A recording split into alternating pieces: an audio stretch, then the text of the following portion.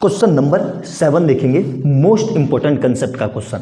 ठीक है, ये क्वेश्चन ऐसा है जो 2014 में, 2016 में, 2022 में, 2023 में हर साल पूछा गया है और इस क्वेश्चन को करने में बच्चे बहुत गलती करते हैं। पहली बात तो इतनी बड़ी बड़ी डिजिट देख के वो घबरा जाते हैं कि सर करें कैसे। तो इसको कराने का एक बहुत बढ़िया तरीका बताता हूँ, उसको याद रखोगे तो लाइफ में कभी आपसे गलती नहीं होगी। क्या है, इस क्वेश्चन में एक बहुत बढ़िया कंसेप्ट छुपा हुआ है। क्या कंसेप्ट छुपा हुआ है कि जो पहली इक्वेशन में x का कोफिशिएंट है वो अगर सेकेंड इक्वेशन में y का कोफिशिएंट हो और जो फर्स्ट इक्वेशन में y का कोफिशिएंट है वो सेकेंड इक्वेशन में अगर x का कोफिशिएंट हो। ये इसका फंडा है, नोट डाउन करके पॉइंट बना के लिख लेना, तभी आपको समझ में आएगा, अदरवाइज आपसे नहीं होगा। या में उलझे रहोगे या आपको परेशान करके रखेगा। तो करेंगे कैसे, जब भी ये फंडा दिया हुआ हो जो मैंने आपको बताया, तो करेंगे कैसे, ये इसको नाम दे दो इक्वेशन 1 और इसको नाम दे दो इक्वेशन 2। सबसे पहले दोनों को ऐड करना है, तो यहाँ पे लिखेंगे सॉल्यूशन में एडिंग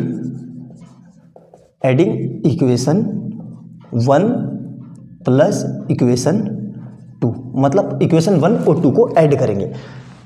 LHS से ऐड होगा, x से ऐड होगा, y से ऐड होगा और RHS से ऐड होगा। तो कैसे लिखते हैं, बच्चों की तरह लिख लेते हैं जैसे बचपन में करते थे।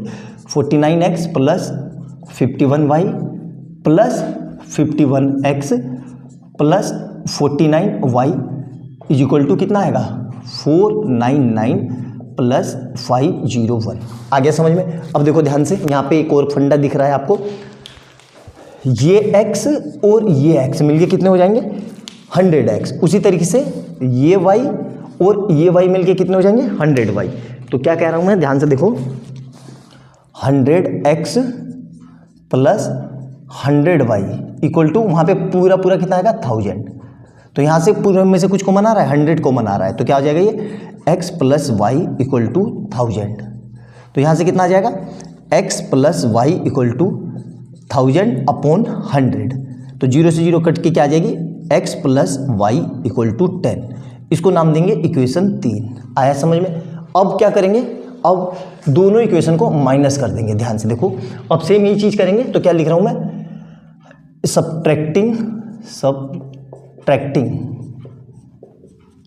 बड़ी कौन सी है, बड़ी ये है, तो इसमें सब्ट्रैक्टिंग इक्वेशन 2 फ्रॉम इक्वेशन 1, मतलब 1 में से 2 को सब्ट्रैक्ट कर रहे हैं। ठीक है, तो क्या लिखा है देखो ध्यान से 49x प्लस 51y, इसको ब्रैकेट में ले लो और माइनस लगा के क्या लिखेंगे 51x plus 49y is equal to, इसमें से इसको माइनस करो तो क्या आएगा 499 माइनस 501। अब ये ब्रैकेट खोल दो तो क्या आएगा देखो 49x plus 51y minus 51x minus 49y is equal to, देखो इसको इसमें से माइनस करेंगे तो माइनस का 2 आएगा।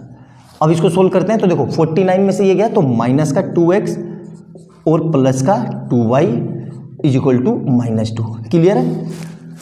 अब इस पूरे में से मैं माइनस का 2 बाहर निकाल सकता हूं, तो यहां पे क्या बचेगा x और यहां आएगा माइनस का y is equal to minus का 2। तो यहां से क्या आ जाएगा x minus y is equal to minus 2 divide by minus 2। तो यहां से क्या आ जाएगा x minus y is equal to 1। ये हो गई इक्वेशन 4। आया समझ में।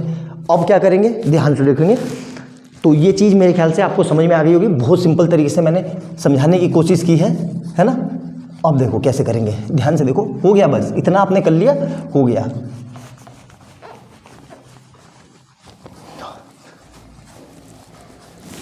अब दोबारा से इक्वेशन को लिख लो तो क्या आया x plus y is equal to 10 और इधर से क्या आ रहा है x minus y is equal to 1। Clear है यहाँ तक। तो इसको मिटा देता हूँ तो देखो क्या आएगा। अब फिर से इनको ऐड कर दो, है ना, again adding equation 3 plus equation 4।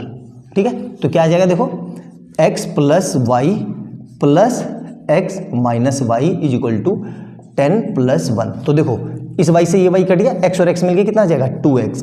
तो 2x इक्वल टू 11, तो x इक्वल टू 11/2। ये एक सॉल्यूशन मिल गया, ठीक है। अब इस x को इस इक्वेशन में पुट कर दो, किसमें, किसी भी इक्वेशन 1 में। तो putting value of x in equation, कौन सी इक्वेशन, थर्ड। ये मेरी थर्ड थी और ये मेरी फोर्थ थी, ठीक है। तो कैसे करेंगे, थर्ड में रखा तो पहले थर्ड लिख लेते हैं, x plus y equal to कितना है 10, और x कितना है मेरा, देखो x है 11/2 प्लस y इज इक्वल टू 10। तो क्या करेंगे, इस पूरे को उधर ले जाएंगे, तो y is equal to 10 minus 11/2। तो यहाँ से क्या एलसीएम आएगा, देखो तो y इक्वल टू, इसके नीचे कुछ नहीं है तो 1, तो 10 into 2 minus 11 into 1 upon 1 into 2, ये एलसीएम ले लिया, ये इधर और नीचे दोनों का।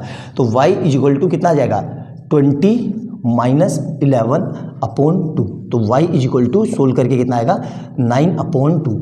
तो ये क्वेश्चन मैंने इसलिए उठाया कि फ्रैक्शन में वैल्यू आ जाए तो बच्चा एक बार को पजल्स हो जाए कि सर फ्रैक्शन में कैसे आ सकते हैं।